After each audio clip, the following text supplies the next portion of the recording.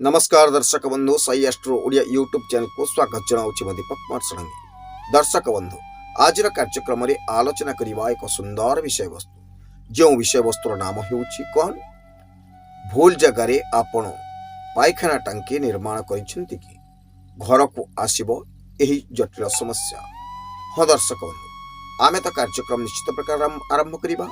ता पूर्व आपण जदि आम वीडियो देखुचंती आम वीडियोटी जदि आपण को भल लगिला ताहले सर्वप्रथमे लाइक टे करंतु एवं अन्य मानक नॉलेज पाई आम वीडियो को शेयर करंतु। जदि ए पर्यंत आम चैनल को सब्सक्राइब करिनाहंती तेबे सब्सक्राइब करंतु पाखर वास्तव बेल आइकन घंटी को दबाई दियंतु जहा फल आम चैनल ले अपलोड होता वीडियो आपणक पाखरे सर्वप्रथमे पहुंची पारिबो। दर्शक बंधु कालक्रमे परिस्थितिर परिवर्तन को नहीं एबे शौचालय गृह मध्यरे निर्माण करा जाउछि। एही शौचालय प्राय जो सेप्टिक टैंकी निर्माण करा जाउछि सेही सेप्टिक टैंक निर्माणर वास्तु नियम विषय रे जानिबा। जो नियम को अवमानना करी सेप्टिक टैंकी निर्माण कले गृह को महाविपद आसी थाए। मनीष खरा वर्षा आदि प्राकृतिक दुर्विपाक एवं बाघ भालू आदि हिंस्र जंतु मानक ठारू रक्षा पाइबा पई पहाड़ पर्वत रे थिबा गुंफा और बड़ बड़ गचर कोरड़ मध्य रहिबाकू लागिला।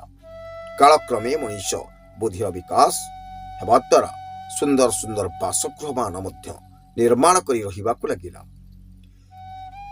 एही बासगृहर सटीक निर्माण पई आम प्राचीन मुनि ऋषि माने वास्तुशास्त्रर रचना कले।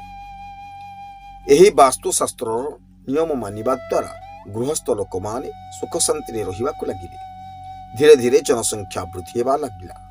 फल जगह बाड़ीर दरदाम मध्य बहुल मात्रा बढ़िबाकू लागिला। फल साधारणतः लोक मानकर बासस्थानर आकार मध्य छोट हो गला। आगुरु लोक माने शौच हेबा पई नदी पोखरी इत्यादि व्यवहार करुथिले। कालक्रमे परिस्थितिर परिवर्तन को नहीं एबे शौचालय गृह मध्य निर्माण करा जाउछि। एही शौचालय पाई जो सेप्टिक टैंकी निर्माण करा जाउछि सेही सेप्टिक टैंकी निर्माणर वास्तु नियम विषय रे जानिबा। जो नियम को अवमानना करी सेप्टिक टैंकी निर्माण कले गृह को महाविपत्ति आसी थाए। आमे जानिले जगार अभाव शौचालय सेप्टिक टैंकी आदि गृह मध्य हेबाकू लागिलानी। सहरांचल आदि रे सरकारक द्वारा स्टोरेज सुविधा थिबा जगारे गृह निर्माण कले एहाकू संयोग करा जाई मैला पानी छड़ा जाई थाए। फल रे बड़ बड़ सेप्टिक टैंक न करी छोट सेप्टिक टैंक टी करिदेले होई जाए। बहु जगार स्टोरेज व्यवस्था नहीं तेणु बड़ बड़ सेप्टिक टैंक करिबाकू पड़ुछि एवं परिस्थिति रे वास्तुर नियम को मानिबा कष्ट हेउछि। एबे जानिबा सेप्टिक टैंक प्रकृति रे वास्तु नियम विषय रे। निज जगह भितर सेप्टिक टैंक करिबाकू हेले सर्वप्रथमे दिग निर्णय करी निज जगार दिग एवं कोण को चिन्हट कर दियंतु। उत्तर दिगरे सेप्टिक टैंकी कले सबले आर्थिक स्थिति खराब हुए। सरकारी चाकरी करिथिबा लोकंक पक्षरे हठात जना पड़े नहीं किंतु व्यवसाय किंबा अस्थायी बेसरकारी संस्था रे चाकरी करथिबा लोक माने बेसी हैरान होइथांती। दक्षिण दिगरे सेप्टिक टैंक कले मृत्युतुल्य कष्ट देउथबा रोग सृष्टि करिथाय। पूर्व दिगरे सेप्टिक टैंक कले सरकारक सहित भल संपर्क रहे नहीं अर्थात सरकारी चाकरी रे मिलिबाकू कष्ट होइथाय। पश्चिम दिगरे सेप्टिक टैंक कले धनर अपव्यय होइथाय। ईशान्य कोण रे सेप्टिक टैंक कले कैंसर सृष्टि करिबा सहित आर्थिक स्थिति खराब होइथाय।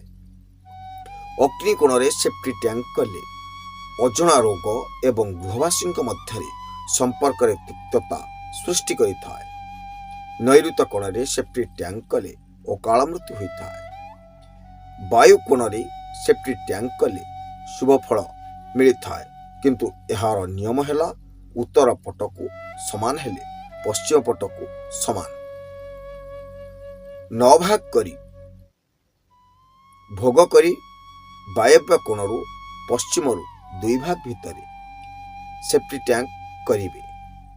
ସାରାଂଶରେ ରହିଲେ ଉତ୍ତର ପଶ୍ଚିମର ବାୟୁକୋଣ ପଶ୍ଚିମ ପଟରେ କିମ୍ବା ଉତ୍ତର ପଟରେ ସେଫ୍ଟି ଟ୍ୟାଙ୍କ କଲେ ଆପଣଙ୍କୁ ଶୁଭ ଫଳ ମିଳିଥାଏ। ହଁ ଦର୍ଶକ ବନ୍ଧୁ, ଏ ତ ଥିଲା ଆଜିର ଛୋଟିଆ କାର୍ଯ୍ୟକ୍ରମଟି। ପୁଣି ଦେଖାହେବ ଆସନ୍ତାକାଲି ଠିକ୍ ଏହି ସମୟରେ। ଆଜି ତ ସମୟ ହୋଇଯାଇଛି, ସେଥିପର୍ଯ୍ୟନ୍ତ ବିଦାୟ ଦିଅନ୍ତୁ। ରହୁଛି, ନମସ୍କାର।